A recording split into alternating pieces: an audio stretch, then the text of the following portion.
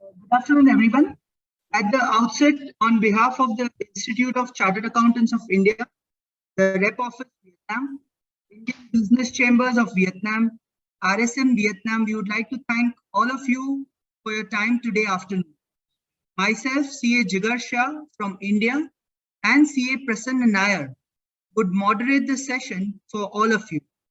And we sincerely hope that the session helps you all understand the COVID-19 challenges in Vietnam, the corporate tax updates, and business concerns.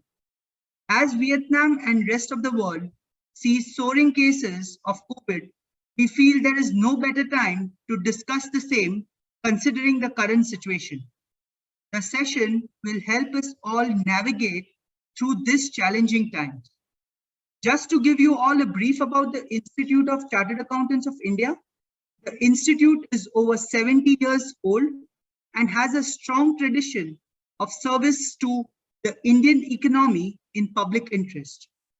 It delivers standards in technical, ethical areas and for sustaining stringent examination and education standards. Just 6 months ago, the Vietnam Rep Office has been set up to enhance professional growth for all professionals in Vietnam. The agenda for the day is COVID-19's challenges in Vietnam, the Vietnam Economic Forecast 2021, the tax environment, the latest tax updates, business concern, and Q&A at the end of the session. Without taking much time of yours, we would like to introduce our guest speaker for the day, Mr. Lam Le, who is a senior partner, RSM Vietnam. Mr. Lam has nearly 30 years of experience working with multinational corporations and Vietnam clientele in all his business sectors. He specializes in providing clients local tax advice, transfer pricing, M&A advisory, and other compliance issues related to inbound investment. Mr. Lam has also represented various companies and industries in the representation of local authorities in matters relating to foreign investment and taxation policies and interpretations. Mr. Lam is regular in conducting lectures for the Vietnam taxation paper for ACCA and regular speaker on the tax and business management topics for CPA Australia, BTCA, BACPA, and Bolton University. Request all of you to put your question in the chat box as and when those arise, so that we shall try and answer the same at the end of the session. We now move to Mr. Lam. Thank you. Thank you.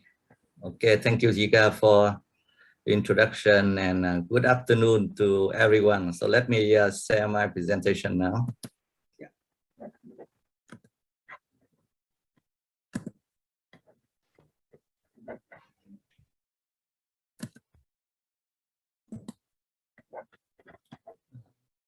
Can you see my presentation now?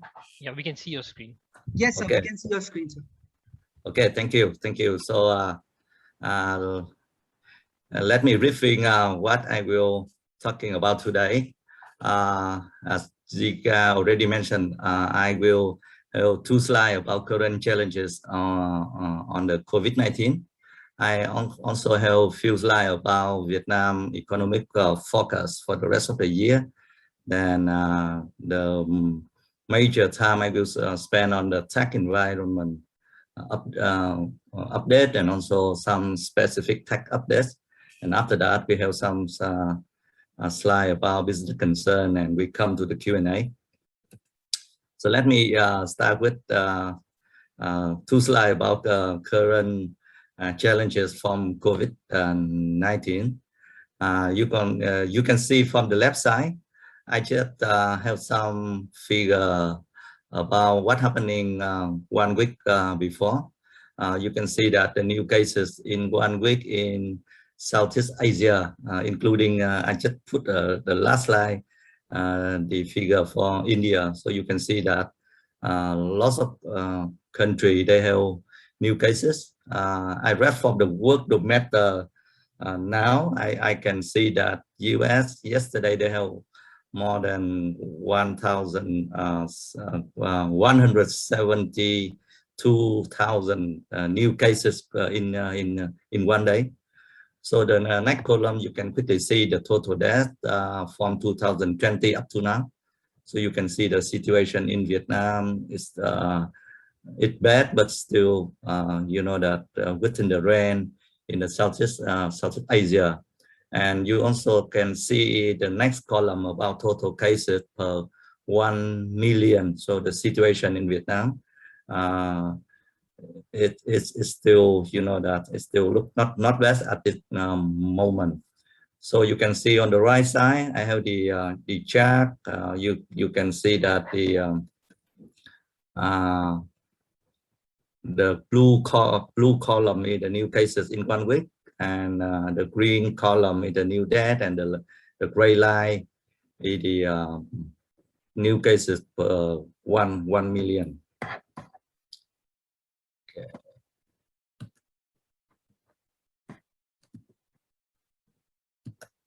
Now let me move to one more slide. We all know that the COVID-19 only can, you know, that disappear or maybe reduce significantly if country have successful vaccination program.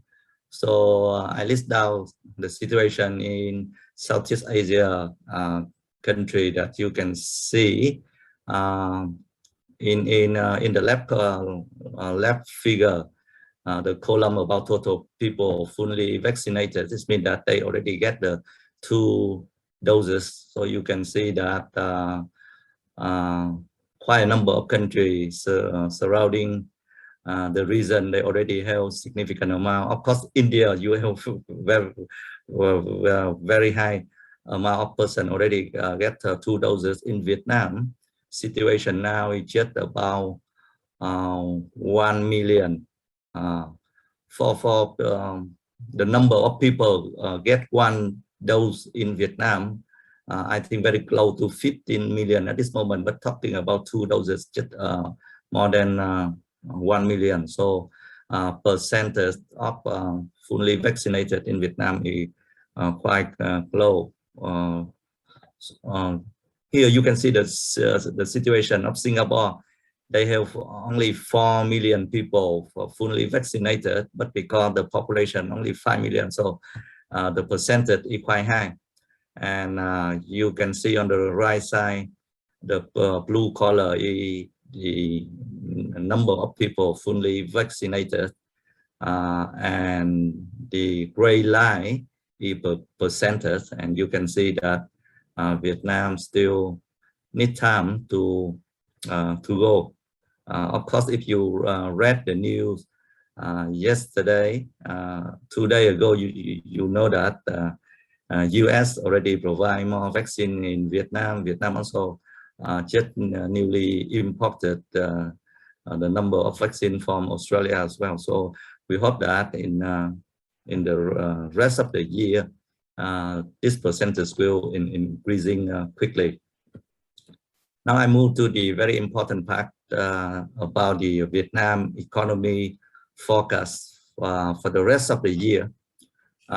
Before I move to Vietnam, I want you to take a look at what's happening in the whole world. World Bank at the end of June, they already provided the forecast that the global GDP this year will be increased from very low last year, and negative figure up to 5.6% this year, and 4.3% for next year. And for you can see on the left side, the next box is the percentage of GDP growth for the developed country. So World Bank forecasted that this year in developed country, the GDP growth will be 5.4% for this year and 4% for next year. And for emerging markets and developing economies, this year the GDP expected to be grow at 6%, and 4.7% next year. You know that the COVID situation look bad at Southeast Asia at this moment, but talking about the rest of the world, the rest of Asia, and the rest of the world, not too many countries hit by COVID at this time. I see on the worldometer just about less than 30 countries significant hit by COVID at this time. Quite a number of countries, they already go to the big time last year, and they come to the normal situation this year. So I have a slide about the specific situation in Vietnam. Early this year and last year and early this year, by a number of international organizations, they think that Vietnam still going well, because you know that Vietnam going quite well in year 2020. In year 2020, there are 3 countries. They have a very fast growing GDP. That's China, Vietnam, and Taiwan. So early this year, you see that on the left side, IDB, Standard Chartered, World Bank, Vietnamese Ministry of Planning and Investment, they all think that Vietnam will, the GDP growth will be more than 6%. With the situation in June and July, quite a number of organizations, they think that the growth rate will be slowed down. So you see that IDB, they already reduced their expectation from GDP growth in Vietnam from 6.1 to 5.8%. Standard Chartered, they reduced from 7.8% to 6.5. World Bank still think that 6.5. The Ministry of Planning Investment, they think that about 8.5. But I will discuss about 3 scenarios in the next slide. Remember that the situation in Vietnam, even we have a situation not good for July and August. Vietnam still have the first 6 months going quite well, and Vietnam is the exporting country. So quite a number of companies like Samsung and high-tech company, they still not in the best situation at this moment. And you see that the city and provinces in the south now hit strongly by COVID-19, but in the north situation still controllable. So that's why the GDP forecast for the rest of the year still look like quite positive for Vietnam. So I move to more detail about 3 scenarios for the rest of the year. In the table, just take a look on the bottom line. You can see that for the time being, Vietnam worked out the 3 scenarios.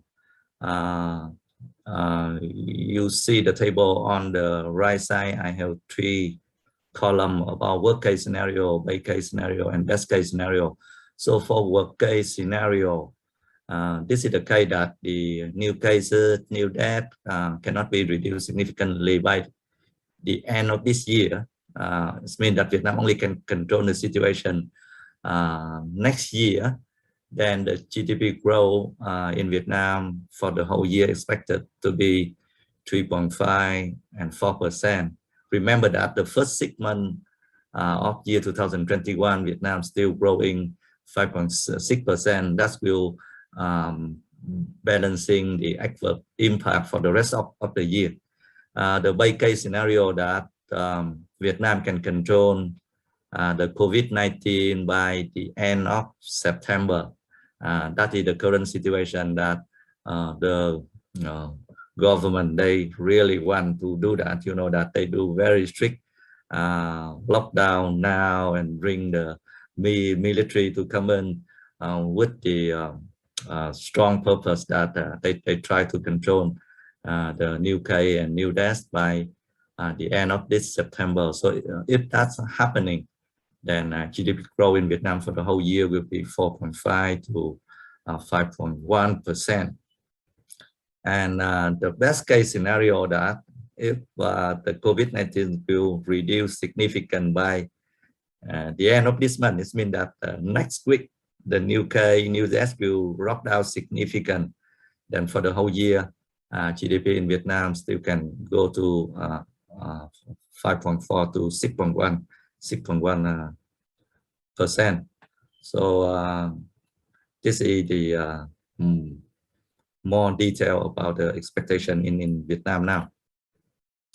So now let me go to the main parts of the webinar today, is the tax environment overview and tax update.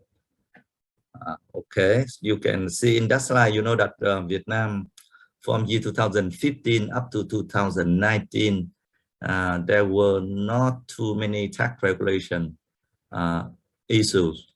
And boom, you can see that year 2020, a lot of new tax regulation. You see that in February 2020, well, Vietnam held a decree 22 about the business license fee. April, they held decree 41 about deferred tax payment. June, they have decree 68 about transfer pricing. They have resolution 954 about family deduction for personal income tax. Then July, they have tax administration law took effective. September last year, they have decree 114 about 30% reduction of corporate tax. October, they have quite a number of tax decree. Decree 123 about e-invoice. I will talking about that in the later slides. Vietnam also have decree 125 about tax administrative file. They have decree 126 about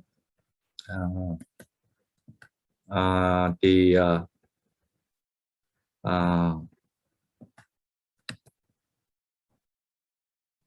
sorry if you see the save file now.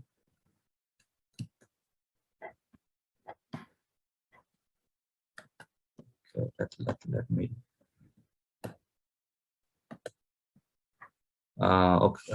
Then November we have decree 123 about transfer pricing, and we'll talk about that. December decree 109 about tax registration. And year 2021, this year in March, we have decree 44 about donation for COVID-19. I also go to that in the next slide. Decree 19 about e-transaction in taxation. In April, Vietnam had a decree 52 about deferral of tax payment. They have the number of draft, new circular on VAT, circular on withholding tax on foreign supplier. They have circular, draft circular guiding the law on tax administration. Ministry of Finance just proposing the proposal for 30% tax reduction as well. In June, Vietnam has circular 40 about VAT and PIT for business individual. In July, Vietnam have draft circular on e-invoicing. So I have few slides compare the complexity between the law on tax administration in year 2006 and the new law on tax administration in year 2019. So you can see that 2006, the law on tax administration Vietnam only 53 pages. The new one, they have 103 pages. The decree 85, Vietnam only have decree 85 is the old decree guiding the old law on tax administration. They only have 25 pages. The new decree 126, they have almost 300 pages. And the circular 156 guiding tax administration in Vietnam, that circular on the old circular only have 510 pages, and the new one I expect that they may have 700 pages.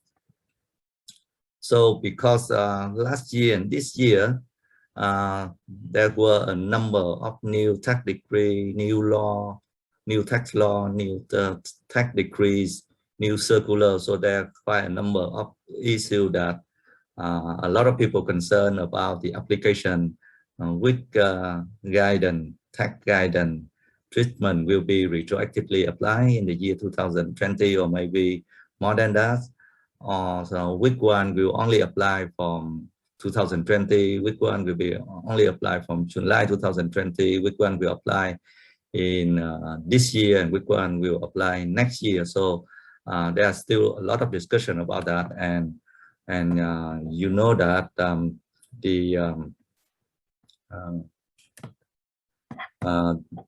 government at this moment, they still working out, because when they prepare the law and the transitional period is not very well prepared. So when I have the question about which one to be applied, then now we have a number of different answers at this moment.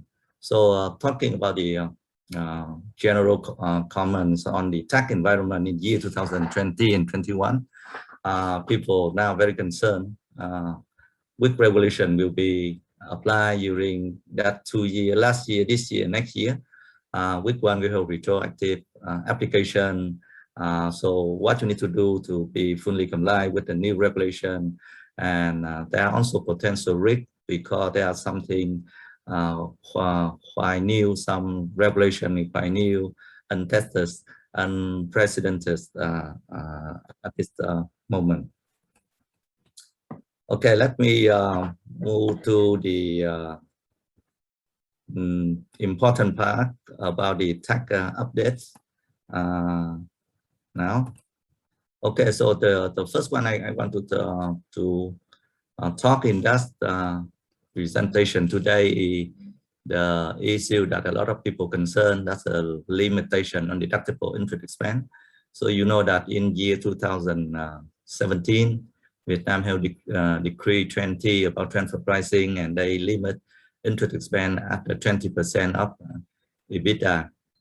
And now they had the new rule in decree 68 and also decree 123. They raising the cap of deductible interest expense from 20% EBITDA to 30% EBITDA, and interest expense before you compare the threshold 30% here. The new rule now, they allow you net off with the interest income, and the new rule from 2019 also agree that interest expense not deductible in a year, you can carry forward for the next 5 years.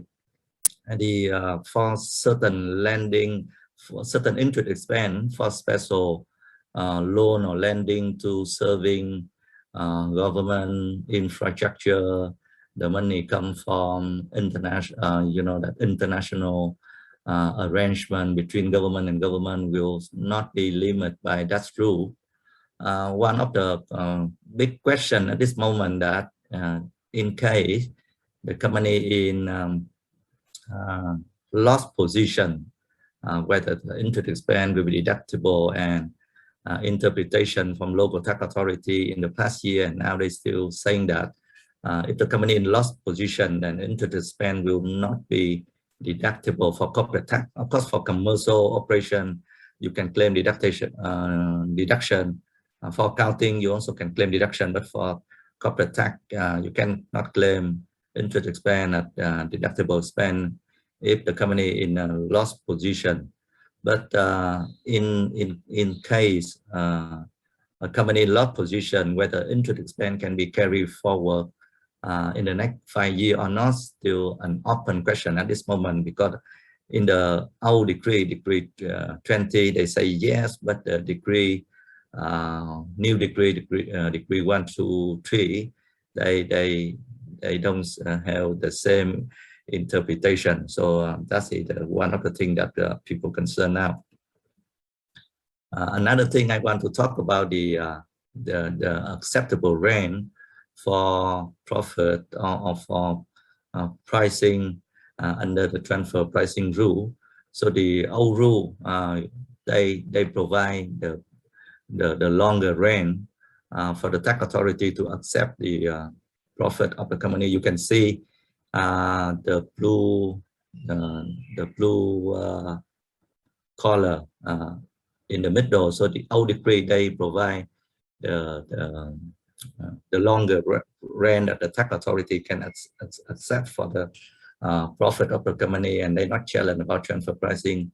The new rule, they reduce the rent. It means that if you apply the new rule, then from year 2020, last year and this last year onward, the profit of the companies should be higher to be accepted by the tax authority if they have related party transaction. So there are lots of concern that last year and especially this year, the 2 years are quite difficult for Vietnam because the COVID-19 situation is not good. So how corporate taxpayer can manage the good profit to be not challenged by the tax authority. So please bear that in mind. That issue will be challenged by tax authority. Okay, I move to the new slide. I will not go into detail in that slide, but the main point is that under the new law on tax administration and so the new decree 126, they introduce some new concept about dependent branches. In the past, if you have dependent branches, then VAT you need to declare at the brand you have the sale activity, but the corporate tax you can centralize at the HQ. And if the brands is manufacturing brand, then you need to do some tax allocation.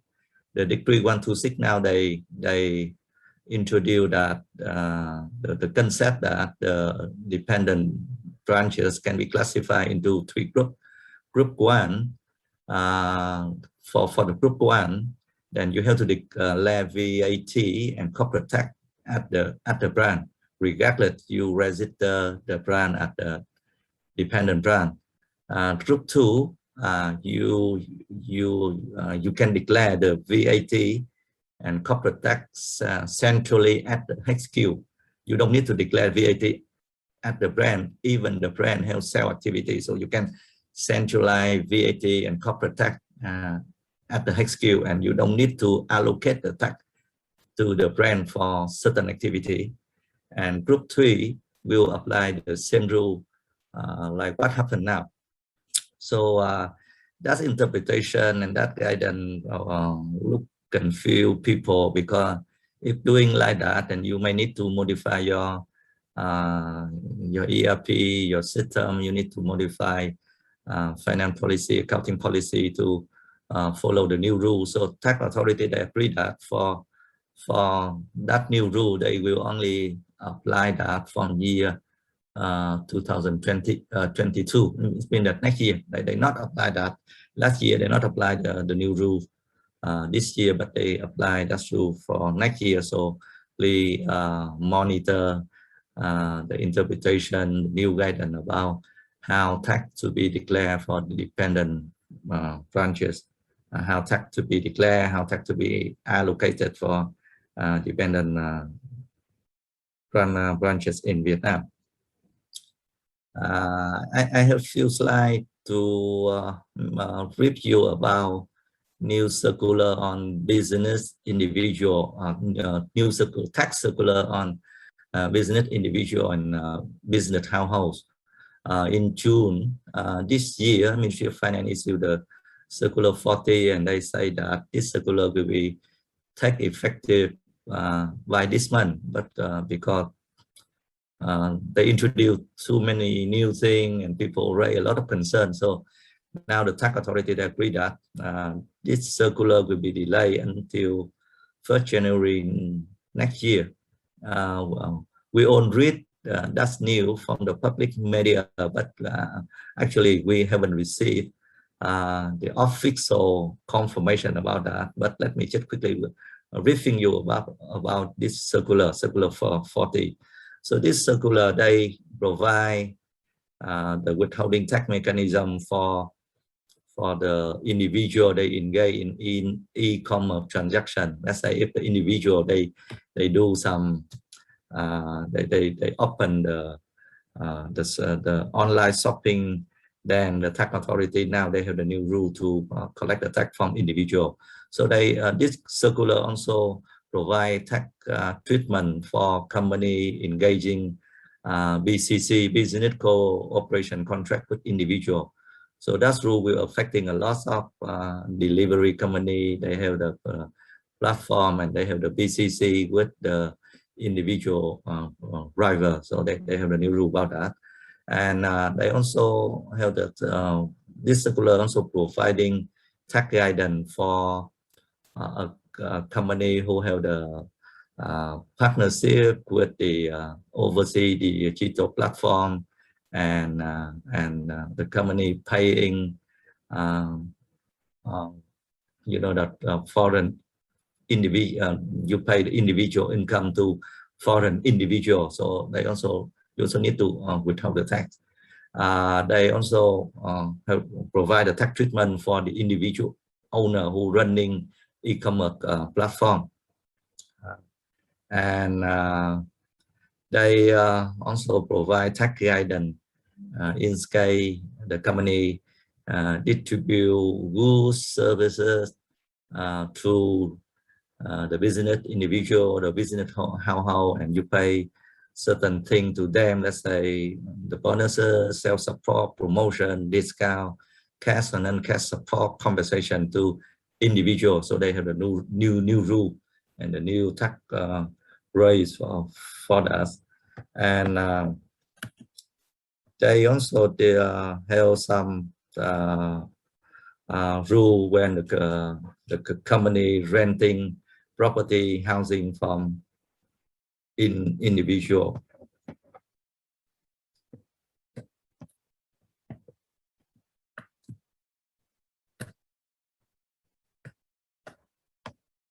Okay, now I move to the next slide. I not go into detail, but in that slide you can see that for the time being, quite a number of transactions under the old circular 92. Ministry of Finance, Tax Authority, they didn't provide that tax withholding for a number of activity. You see the two columns I mentioned about the previous circular, and the two columns on the right side I mentioned about the circular 40. So circular 40 also introducing quite a number of new tax rate for a number of activity that not regulated in the past. The next slide also give you an example of number of activity that in the past they don't explain how to withhold the tax when company make a payment to business individual or business household, and now they have a new rule with the new tax rate for VAT, for PAT. I can after this presentation we will send this slide to you so you can see the detail here. So now I move to another update in my presentation, that is the new requirement for foreign contractors. For the B2B, it means that if you are the company, you make a payment for services for certain goods, or you make a payment for royalty, for interest expense for foreign entity, then you need to withhold the tax. So I think people in Vietnam, you already aware or familiar with the foreign contractor tax mechanism in Vietnam, but the Decree 126 and the new law on tax administration, they also introduced the new concept that for the B2C, it means that individual, when they make a payment to foreign service provider or some foreign supplier, they selling the good to Vietnam. So in the past, they don't have tax, they don't have very clear guideline how the tax to be withheld. Under the new rule, they say that the commercial bank or the payment agent, they they will need to report the information of the individual payment to foreign supplier to the tax authority, and the tax authority now they have the right to add the commercial bank, the intermediary payment service provider to withhold the tax from the account of that individual payer and pay the tax to the tax authority. We don't know how it can be applied, but on the law, on the new law, on the decree 126, the tax authority now they can do that. Firstly, they will solely add the commercial bank and the payment agency to provide information to them and how they ask them to withhold the tax. And that is a story that we need to see. But I guess one of the reasons why Ministry of Finance issue Circular 40 just because they want to implement that new withholding mechanism between individual and foreign service provider, and including also the foreign supplier as well. This slide I will update you about the new platform to be introduced by the tax authority. Tax authority of Vietnam government, they still insist that they will make their system modern, updated, and follow the new technology like the other countries. So tax authority, they say that they will use the platform for tax administration procedure. They will introduce the platform for supportive services to taxpayer. They also provide more portal to connect the portal of tax authority with the other authority, other agency. So tax authority, they identify that the relationship between tax authority and taxpayer. They think that there should be at least 15 platforms need to be either upgraded or newly introduced to make sure that they meet the three objectives on the top of my slide. So you can see that they list down about 15 relationship arrangement between tax authority and taxpayer that they will introduce the e-platform instead of doing the work manually at this moment. You can see that in the green spot, number 1 up to number 5 for the time being, tax authority, they already have the e-platform for that. But number 6 to number 15, they still a lot of work. They still proceeded manually at this moment. So they will introduce the e-platform. They say that they have the 3 or 5 year time to bring on the working with taxpayer on the e-platform, and the taxpayer can remotely working with tax authority via the platform instead of come to see the tax authority.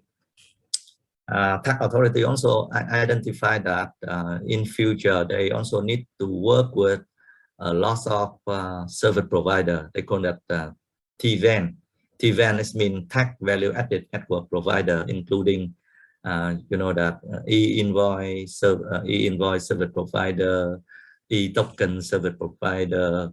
So there may be e-storage service provider. So tax authority, they say that they will also develop and build new platform between tax authority and the TVAN provider. And lastly, tax authority, they also understand that they need to work with other authority. They work with the Ministry of Planning and Investment. They need to work with Ministry of Trade and Industry. They need to work with the Ministry of Information. So they also planning to introduce another platform to connect them with the other authorities so they can collect the information sufficiently and effectively. You can see here that in the circular 19, Ministry of Finance say that they will build up the they will build up the relationship and the 5 portals for them to work with the other number 1 inside the General Department of Taxation. They also build up a very big portal that the tax authority in city, in the provinces, and also taxpayer can access to that portal to read the information. That portal, the portal number 1, also connected with a national public service portal that the government to be built up and connected with tax authority. And this portal also connected with the portal of the Ministry of Finance, the portal number 2. So they also have another big platform to connect the number 1, number 2 with the portal of other local authority to collect the information from them. And tax authority, they also have the platform to connect the TVAN provider with them, between number 1 with number 4. And they also have the portal to connect number 1 with number 5, the bank, the payment agency. So in future, and they want to do that as quick as possible. So the tax department have big data. They can do the big data analysis. They can process the information remotely, and they can have the good plan for the tax audit in future. So that's not new in the other country. I think the e-transaction in taxation, Ministry of Finance already do study from Europe, from Korea, from Taiwan, to make a decision that how they need to structure their current system and how to develop to collect the information from taxpayer quickly and effectively, and they also can have the tax audit planning effectively as well. I move to the next one about the decree 44 about donation for the COVID-19 prevention. That government decree, they agree that the donation in cash or in kind to organization that you can see the lead on the right side will be deductible, even though the form of donation can be done in cash or in kind. The applicable tax periods of this decree 44 is the tax year 2020 and also tax year 2021. So for the donation to be deductible, the company need to, let's say if you buy the finished product and you give that product to the third party, then you should have the legitimate invoice supporting document. One of the requirements, they also require that when you provide certain donation to the third party, you also need to have some written minute that the donor and the donee need to sign up on that. And I remember that in circular 78 about corporate tax in Vietnam, they have form number 5. You need to complete the form number 5 to claim the donation expense to be deductible. And in column on the right side, you see that decree 44 lists down the number of entity organization who can receive the donation. I received quite a number of questions that for the donation like that, is it required the donor to issue the VAT invoice for the thing you give to other parties? And for the time being, I did the research, and it's still, because the donation still consider that give the product given free to the other. So with the current VAT rule at this moment, you still need to issue the VAT invoice if you give the goods to the other. I move to the another one about the Decree 52 about the 3 to 5 month tax deferral. So quite similar to the decree last year. Decree 52 introduced trail industry. If you are the company fall into the trail eligible industry, then you can have the tax deferral. And how it can be deferral. So for VAT, if you are declaring VAT on a monthly basis, then from March to June, you can apply for the tax deferral for 5 months. For July, you can apply tax deferral for 4 months. For August, you can apply tax deferral for 3 months. And if you declare the VAT on a quarterly basis, then quarter 1 and quarter 2, you also can apply for the 5 month deferral. Now people asking me some question about that if the COVID-19 lasts more than that if the COVID-19 will not finish at the end of this year, so what happened next year, whether the tax can be deferred. And at this moment there are no tax regulation about that, but look onto the what happened in last year and this year.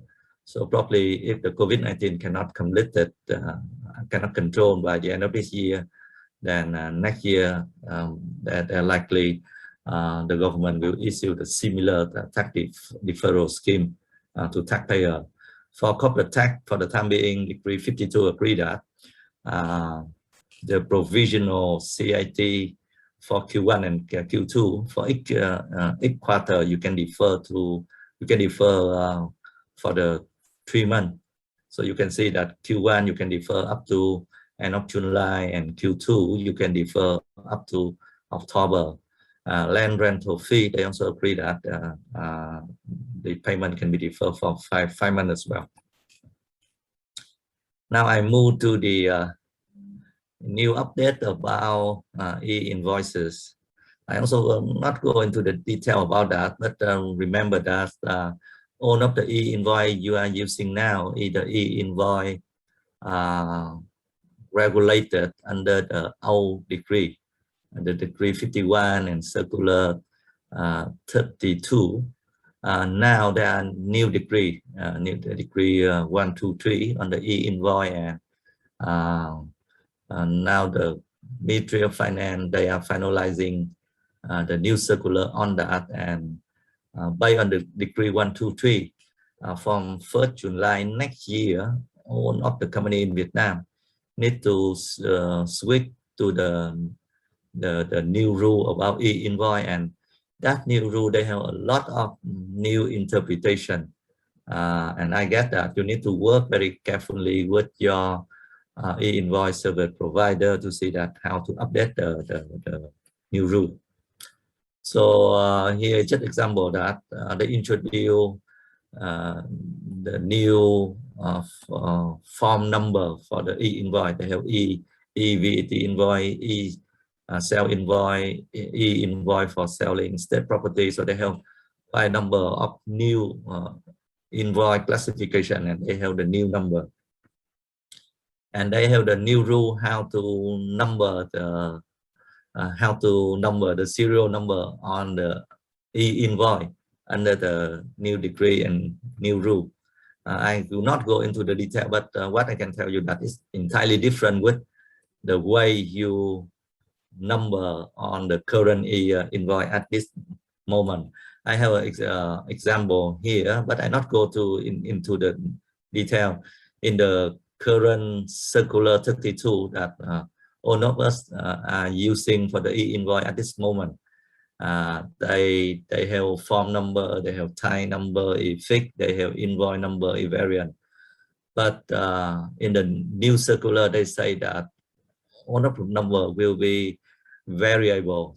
So you don't have the first two number is fixed like the old rule, but all of the number is variable, and they have the new rule how to number the invoice. So if you, let's say, because the 1st July next year, all of the platform you need to switch to the new platform. So you need to discuss with the e-invoice service provider to see how they prepare for the changes.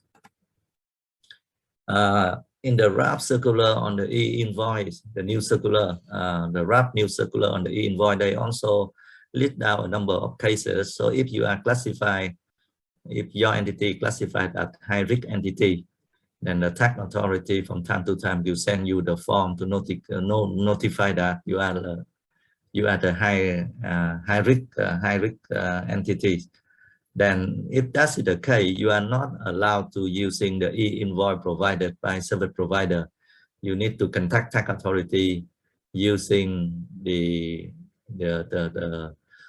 specific solution, invoice solution from tax authority with the special code, with the special control. So I'm not sure that let's say after you using the e-invoice platform controlled by tax authority, if the compliance status is better, whether you can allow to stop using the e-invoice platform from tax authority and work with the external outside e-invoice service provider to use that. But they only have explained just single way that if you are current good entity, but because the compliant thing, because some situation that you're not well compliant with comply with the tax regulation, then they can classify you as a high risk entity, and you need to switch the current the current working with your e-invoice service provider and using the specific platform from tax authority. This one about e-invoice, I will not go into the detail about this slide, but this slide, they say that let's say if the invoice is not correct and the incorrect information is only the name or address, then you have the e-notification form to inform to either seller and buyer. And you also have the e-notification form that you can inform to tax authority. Then that's enough. You don't need to prepare the working minutes in hard copy and provide to and get them signed by seller and buyer at current practice. If you want to do that, you can do, but they will provide the e-form for you to do.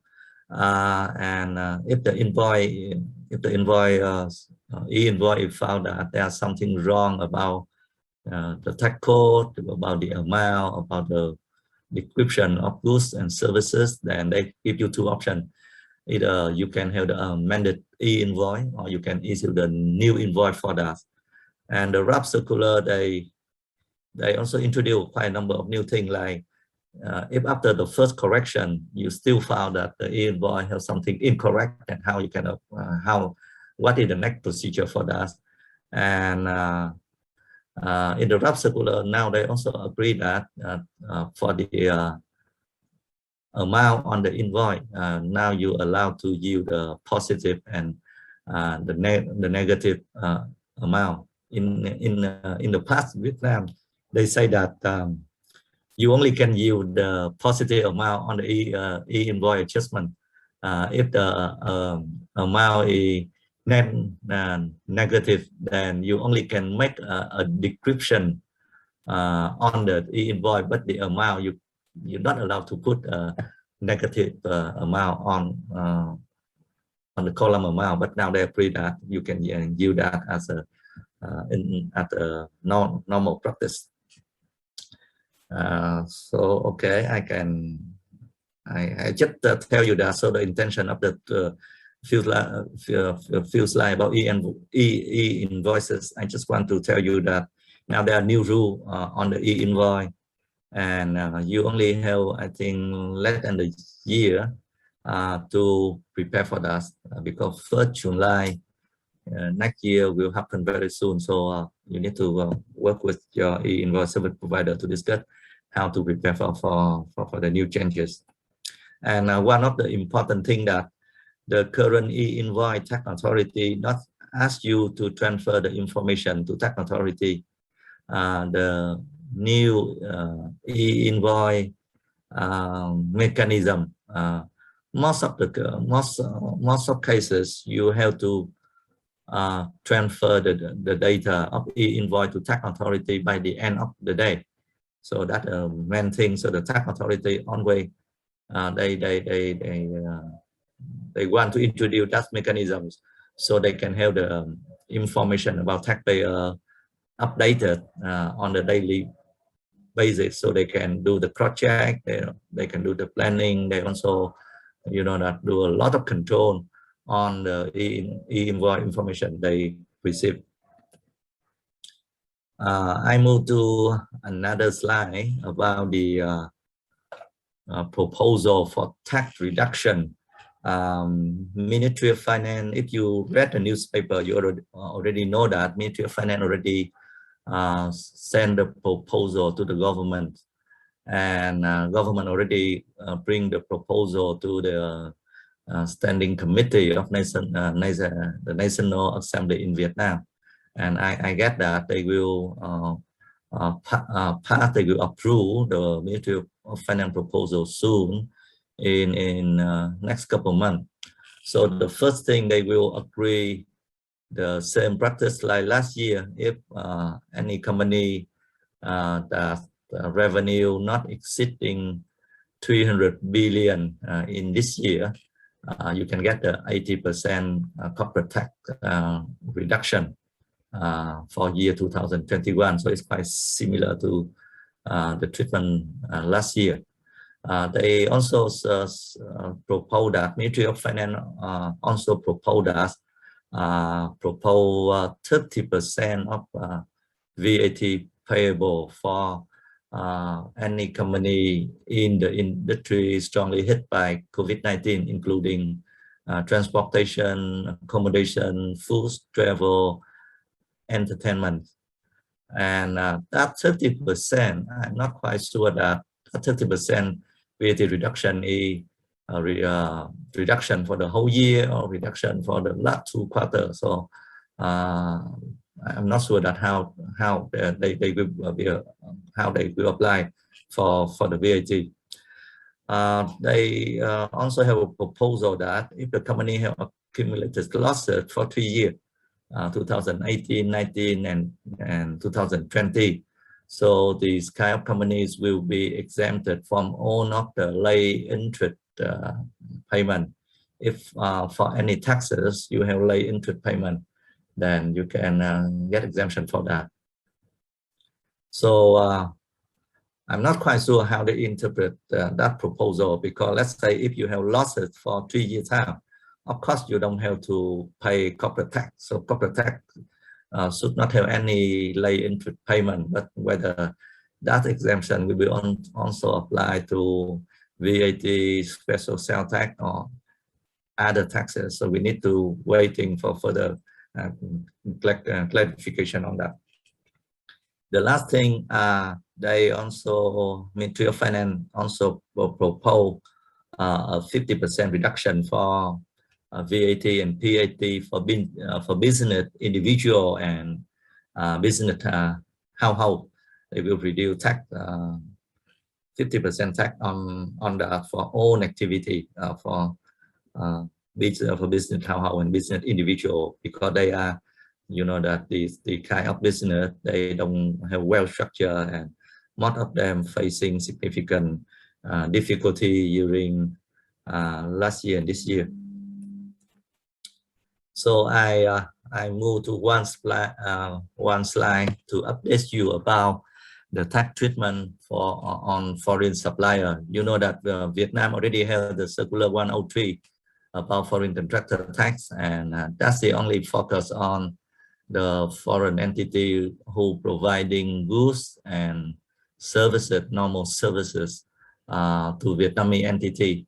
So the Vietnam also want to introduce an additional tax circular on foreign supplier, so that it focus on the foreign entity who's selling goods or selling services to individual. So let's say if you are individual, you buying thing from Facebook, from Google, you buying thing from Amazon or Alibaba, then in the past, the circular 103, they don't have mechanism to withhold the tax. So in that circular, they introduce the new mechanism for that. So the tax department will, based on the information of the buyer, whether they are in Vietnam, and also based on the residency status of the buyer, whether the buyer are located in Vietnam, and they also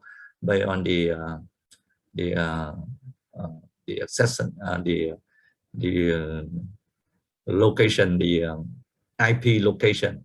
So if among 3 criteria they found out that either one or more than one criteria come from Vietnam, then they can determine that the payment from individual or even entity to foreign supplier, they call that foreign supplier, to differentiate them with the foreign contractor in our circular.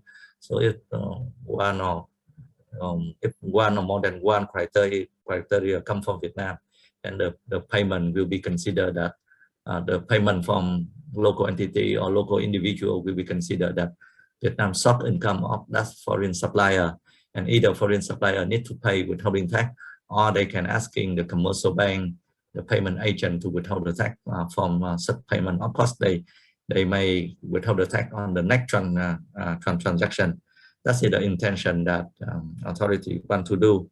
And you know that now in the whole world, quite a number of countries, they also have they introduce similar withholding tax scheme about how to tax the big tax on that income rising in the other country. So Vietnam also try to do that, but the draft circular now subject to a lot of dispute, so they still revise, and I think that they will introduce them soon, because the new law on tax administration, the decree 126, they already introduced the mechanism for that. So the circular just formalize what the new law and the new decree saying. This slide I just explain what I already explained. It means that if you are a local entity, you buying services from foreign supplier, the new circular or the old circular, they have the mechanism for local entity to withhold the tax, and the commercial bank and the payment agency don't have to do anything. But if the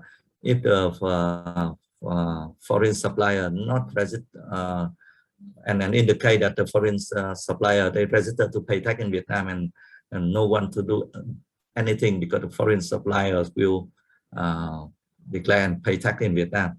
But in the case that they not declare to pay tax in Vietnam, if you are if you are a corporate payer, you need to withhold the tax under the old or new mechanism. But if you are the individual, then the bank need to withhold the tax. The bank or the payment agency will need to withhold the tax and pay the same amount to tax authorities. Okay, I have an interesting table for you to note the important deadline for this year and next year. So I starting from July. If you are the company eligible for the decree 52, about 3 to 5 months tax deferral, and you need to contact the tax authority to register the tax deferral scheme. You need to register first before you can entitled to that deferral. So I understand that for Ho Chi Minh City, they suggest that you need to contact them and complete the form about tax deferral by the end of July. And the end of July is also the deadline for provisional Q1 CIT payment. So the 20th of September and 30th of September is the deadline to pay VAT for March, and also the of VAT for Q1 if you declare VAT for quarter. If you already register to defer for 5 months, so 20th September is the deadline for March VAT payment, and the end of September is the deadline for Q1 VAT payment. 20th October is the deadline for April VAT payment if you apply for the deferral. 31st October is very interesting that that is the time for 70. That is the time that you know that that's the rule that under the new law on tax administration and decree 126, they introduce a concept that for the first 3 quarters you have to pay 75% tax for the whole year, and if you don't pay that, then late interest expense could be applied.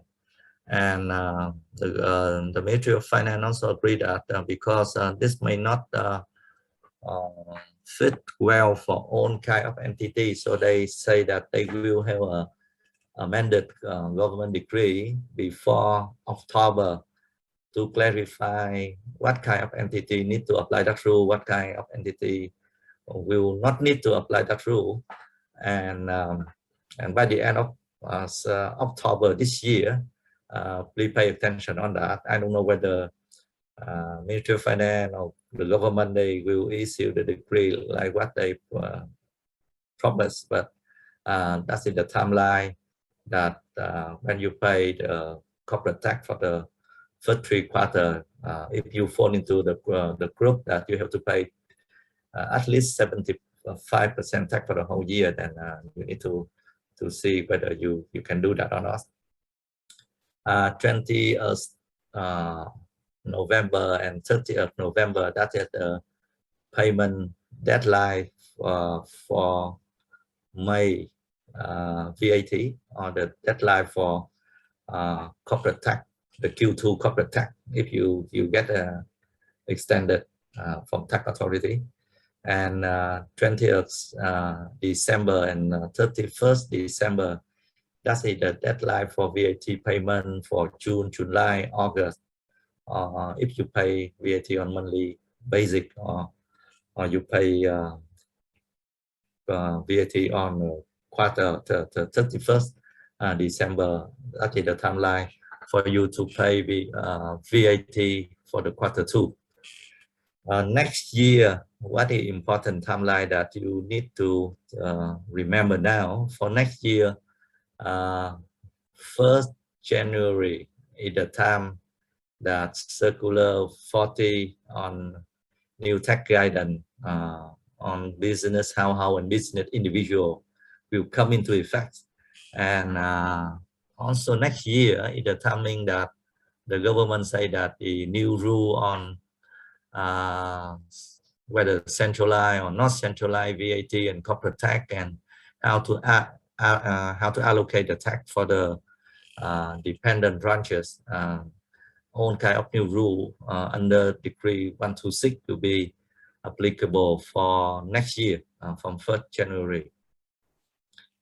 If your fiscal year and your tax year will be ended by calendar year, so 31st March next year will be the time for tax finalization, and it's expected that the current proposal for Ministry of Finance about 30% corporate tax reduction will be approved soon. So next year, before you are filing corporate tax, remember that you need to check whether you can able to reduce 30% corporate tax, and when the Standing Committee of National Assembly in Vietnam they approve the scheme, you also need to check whether you entitled for 50% VAT reduction. And for late interest payment, they say that they will exempt it for a company getting accumulated losses for the 3-year time. So before you do tax finalization, check all the government support scheme available for year 2021. And one important milestone I want to I would like to ask you to pay attention. If 1st July next year is the timing for apply the compulsory e-commerce e-invoice under the new decree and new rule under decree 123 and decree and the new circular. So that is my update about the tax changes. There are a lot of changes, and of course I will pass my presentation to you, and you also don't need to remember, when you have a concern, make sure that you check what's happening in the current regulation, because things keep changing from now to the time you want to know the new thing. You also need to work with consultant, your accounting firm, to reconfirm what is the exact application treatment at the time you have a concern. So now I move to the last part about, or not last, but last part. That's the last part before we have the Q&A. Some business concern at this moment, and you know that now a lot of people concerned about the business continuity, the description of workforce, how you maintain the production during the lockdown periods, your planning for expat in and out.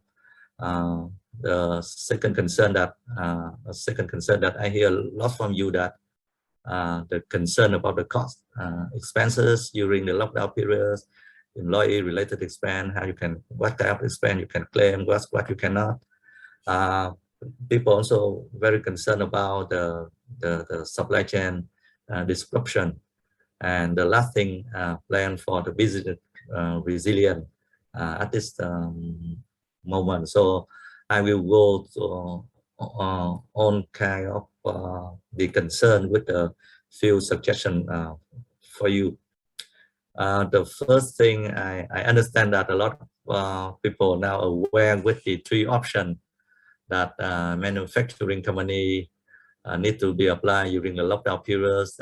In July, the government issued the concept of 3 on the spot scheme, or the scheme that one road to destination, and it's very hard to approve. And by a number of entities, they say that they cannot do that if it's standard more than 1 or 2 months time.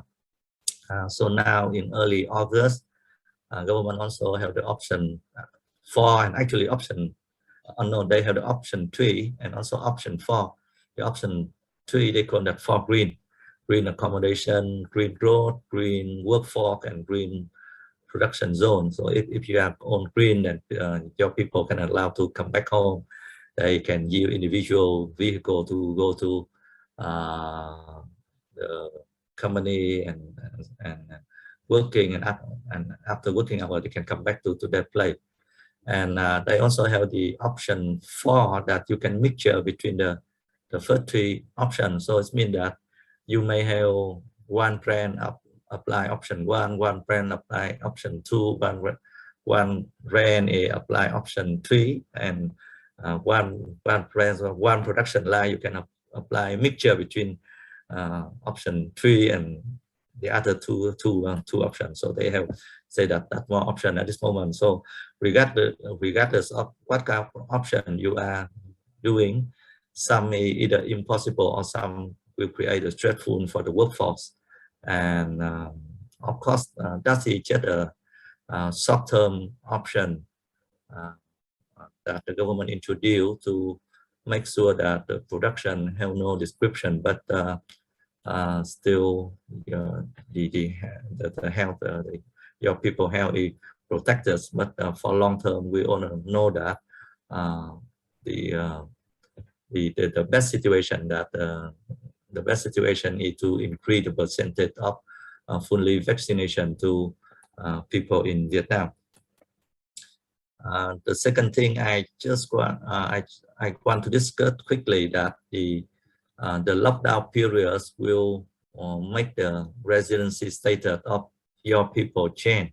I am aware that in many situations, expats, certain company they have expat fly overseas and cannot come back. So, and some situation that expat coming into Vietnam but they cannot go out. You also some company they send local employee go to overseas for training, and because of COVID-19, they cannot go back, or they only can go back after the few months time. So all kind of thing will make for the personal contact, they will make the residency status change. So let assuming okay that if you have the expat in Vietnam, they are tax resident and they go back to overseas and they cannot come back to Vietnam. So the tax residency status can be changed from resident to non-resident. And you know that in Vietnam, tax resident need to declare the worldwide income in Vietnam, and they need to pay personal income tax from 5 to 35%. For non-tax resident, they only need to pay tax on the Vietnam stock income, and they need to pay tax on the flat rate 20%. So remember to timely check the residency status of your people, because it will make the applicable tax rate to be changed. Also, in some cases, the source of income also change, and you need to declare, you need to amend the tax return, you need to declare the new income, you need to, you know, that you need to inform the tax authority about that. The tax authority maybe see the strange situation that in 1 month that person pay significant amount of tax, but in next month they pay less amount, or in a few months time they pay significant amount of tax. So ask your HR to check the residency status often with the expat, with the people sent overseas, or people your people by some reason they cannot fly out of Vietnam. And you also need to remember that the protect treaty also can reduce the tax impact on the situation that the tax residencies change. So you may want to think about apply the protect treaty to reduce the tax implication of your expat in Vietnam. I move to one slide about the two significant expenses that they may not be an issue this year, but they may be an issue for next year when the COVID-19 can be controlled and you subject to the tax audit in next year or in few year time. You know that one of the two significant expense in your company, probably the expenses for your employee and expense for the and depreciation of the fixed assets. So certain company, you know that especially the production company, they cannot let their worker work from home, because the worker need to go to the factory to run the facility there. So some company, because they cannot organize the tree on the spot, or the one road with two destinations, so they need to let their people stay home and pay a certain amount of salary. And some manufacturing company, they also cannot run their machinery, and they need to temporarily stop at this moment. So in future, tax authority may raise the question that because you only can deductible expense if the expense contribute to generate taxable income. So in the case that your people stay home but still receive the salary, but they are worker, they stay home, they say a certain amount of salary and they cannot come to work. So whether the expense can be claimed deductible or not, because for accounting, no issue for that, but for tax, whether that expense can be linked to the fact that they need to have the close link to the income generation. That's one of the question, and I see quite a number of companies, they raise that question, they raise that concern from the tax perspective. Another thing is for manufacturing company, if you have the fixed assets, some company, you know that you have the fixed assets not operating and you still claim deductible depreciation. So whether that amount can be claimed deductible, and for the time being, there are some ruling they say that if the suspension is not more than 9 months and the suspension because of COVID-19, then depreciation can be accepted at tax deductible. But that is a specific ruling to specific company, not a ruling for all of the corporate taxpayer.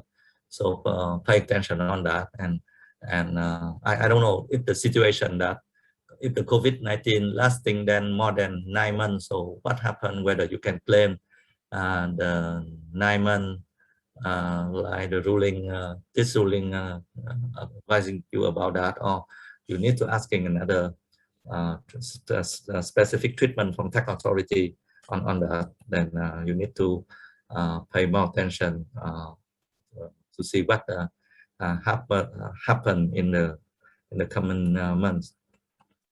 So I move to the next slide about certain expenses that most of company incur during this time. First one about the expenses relating to mask, hand sanitizer, some protective accessory, testing for the COVID-19.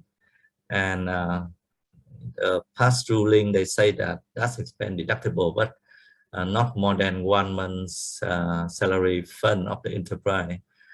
In the latest ruling, I say that that will be fully deductible and not limited to one month salary. So I just give you an update on that. Cost of salary of expat from the end of quarantine time until the time they receive the work permit can be deductible or not. And by a number of rulings, they say that that's not deductible.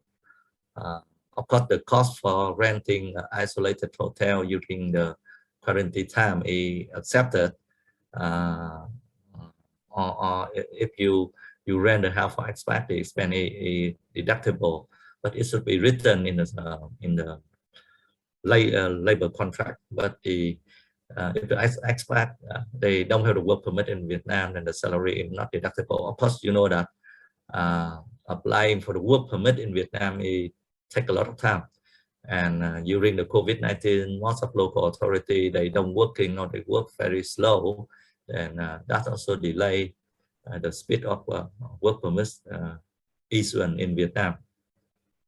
And another thing about that, expenses for employee doing the quarantine at home or at the special place that required by the government. And for the time being, they say that some ruling I read at this moment, it say that the expenses will be deductible for now. So all of the thing that I mentioned here is just for corporate tax. For the personal income tax, there's also a big concern that when you provide certain benefit to employee, whether the benefits will be subject to personal income tax or not. And the current explanation that if the benefit, such kind of thing, let's say you provide the face mask, you provide sanitizer, you provide protective assessing or testing for the group of people that you don't identify the specific name, then no personal income tax implication. But if you provide something to a particular name, then that can be considered that benefit to employee, and that should be added to the taxable income for personal income tax purpose. You may or may not agree to that, but I get the situation that there are now certain tax ruling in not really favor, not just because the tax authority they don't want to do that, but because the thing changing too fast and the upper regulation, the law, the decree don't say that. So and quite a number of local city provincial tax authority, they are not the decision maker. They just read the decree and the tax circular to tell you what decree and tax circular saying.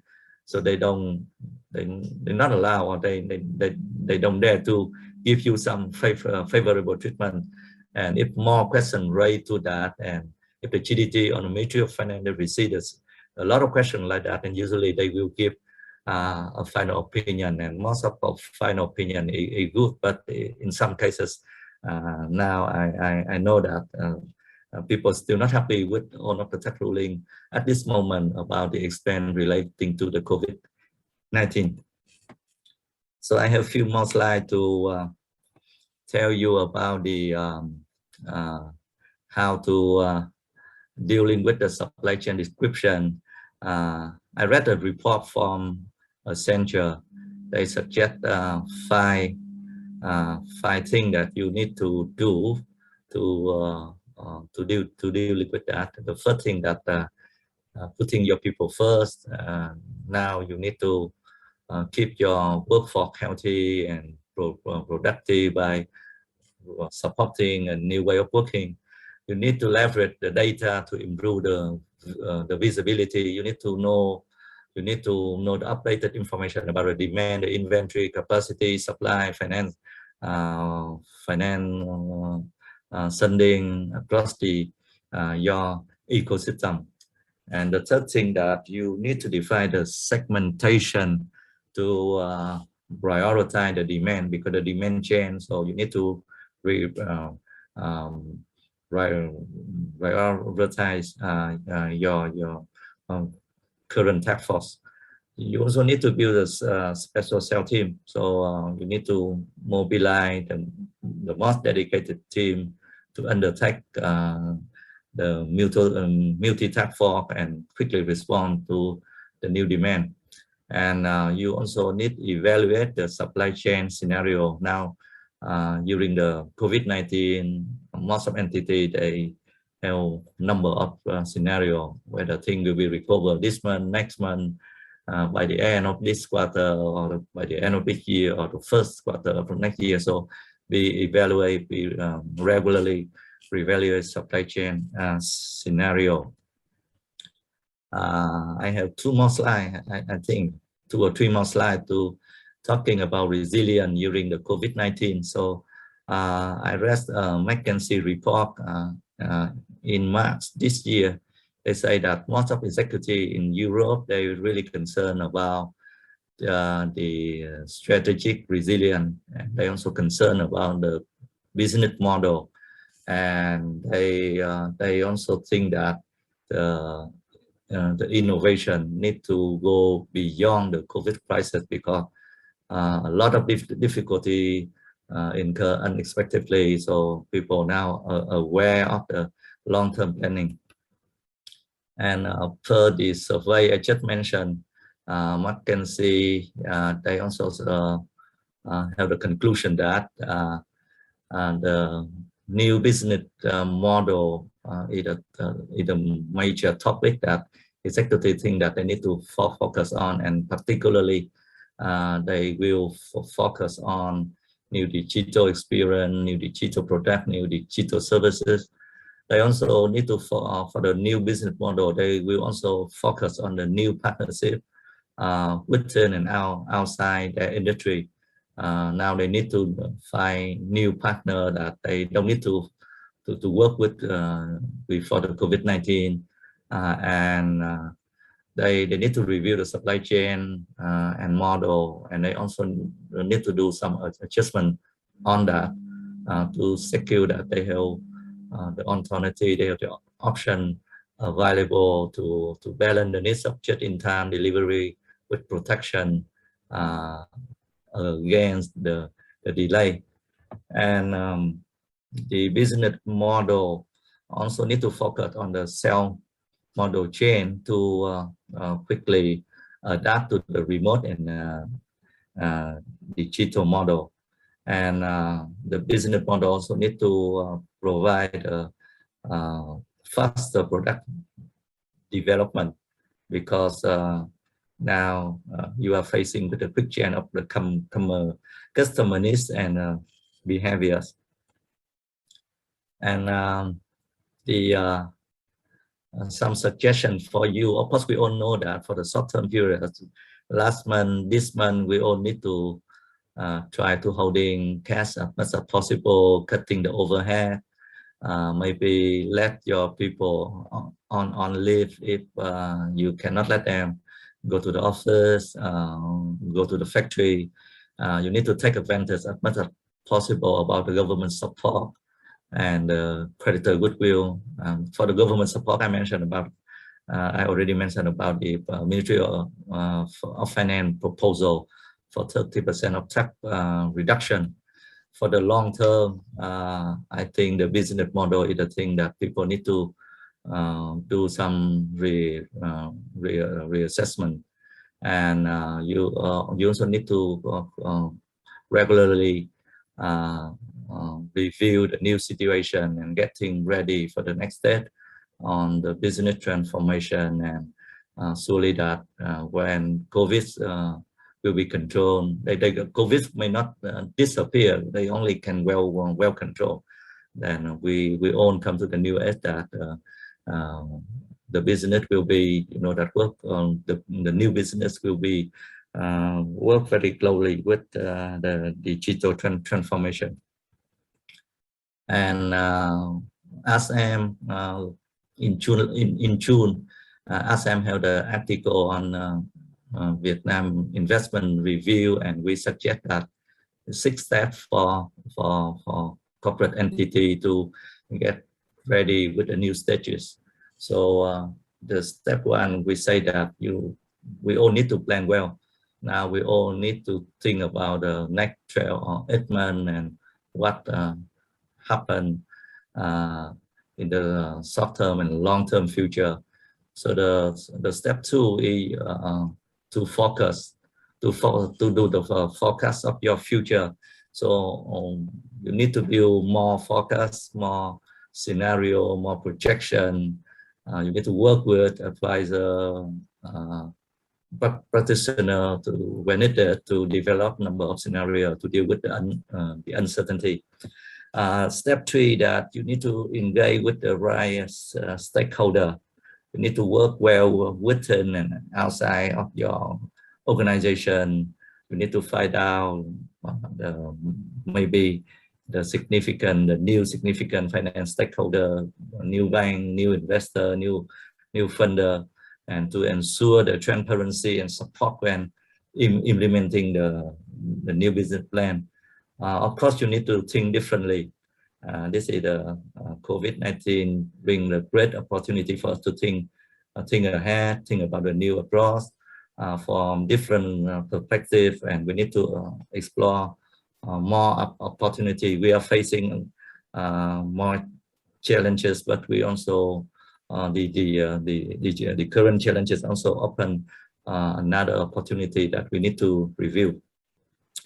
So the step 5, our recommendation in step 5, adapt and be flexible. So you need to actively monitor your business, your financial model, to be open to different approach where necessary. And you know that some strategic planning that we built up past year may not work well now, and you need to rebuild the new thing. And the last step in my recommendation is to be prepared for unexpected. You know that talking about the COVID-19, we have the alpha variant, delta variant, beta variant, delta variant. Now a lot of new variants discussed on the newspaper, so we all need to prepare for unexpected future. So I think I finished my presentation, and there are a lot of technical things and a lot of new things I want to say, but for the time limitation, so I try to brief you as much as I can and give you some recommendation about business resilience, and also brings some concern for your discussion. So now we can move to the Q&A.